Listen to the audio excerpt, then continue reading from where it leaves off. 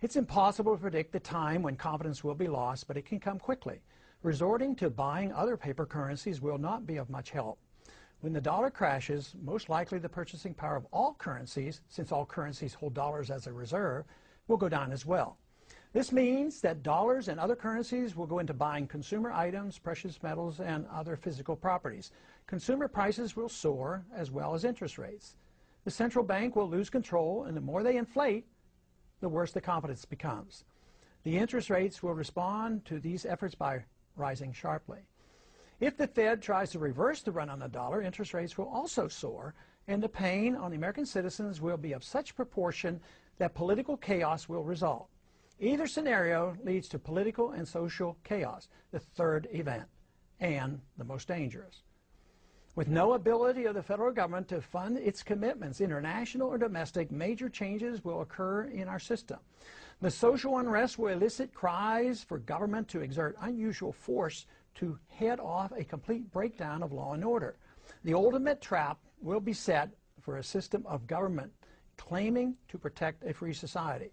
If more power and police authority are not given to the federal government, it will be argued that only anarchy will result.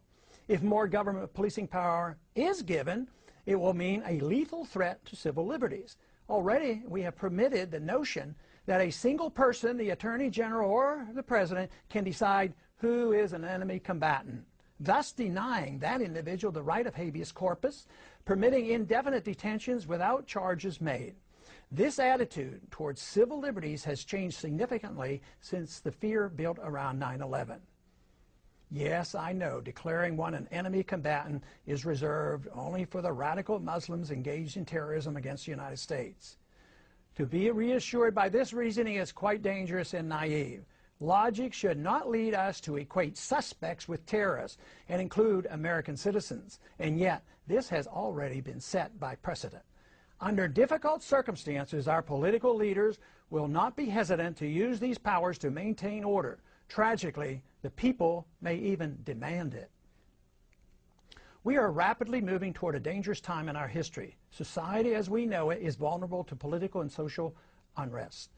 This impending crisis comes as a consequence of our flawed foreign and domestic economic policies, a silly notion about money, ignorance about central banking, and ignoring the onerous power and mischief of out-of-control intelligence agencies.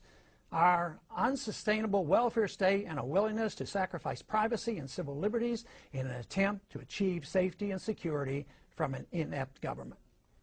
Dangerous times indeed. What can be done about it? Must we wait for the inevitable and expect to restore our liberties in a street fight against the overwhelming power of the state? Not a good option. The only way that we can prevent blood from running in the streets is to offer a better idea of the proper role of government in a society that desires first and foremost liberty.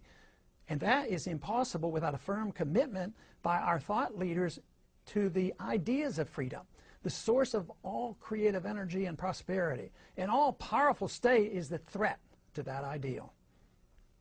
The prevailing attitude of the people, as it once was in early America, must be that of liberty and self-reliance, rather than the nanny state and dependency. Rely on the government force to mold all private choices.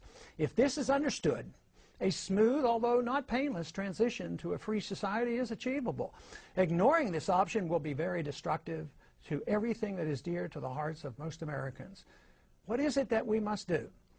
We must immediately embark on balance the budget by reducing spending, change our foreign policy to that of non-intervention, a full audit and more supervision of the Federal Reserve, leading to abolishing the Federal Reserve, legalize competition to the Federal Reserve with competing currencies, regain respect for civil liberties and privacy while reining in the CIA, wean ourselves off the dependence of wealth transfers by government, abolish crony capitalism, no subsidies, no bailouts, no regulatory or tax privileges to protect the powerful elite, especially the military-industrial complex.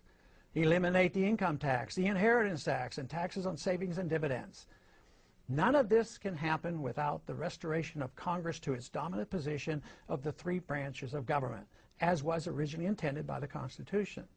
The executive and the judicial must be reined in, and Congress must assert its prerogatives over all legislation curtailing all unconstitutional agendae through budgetary controls. Signs abound that angry Americans are now more ready than ever before for a change in direction that is indeed real.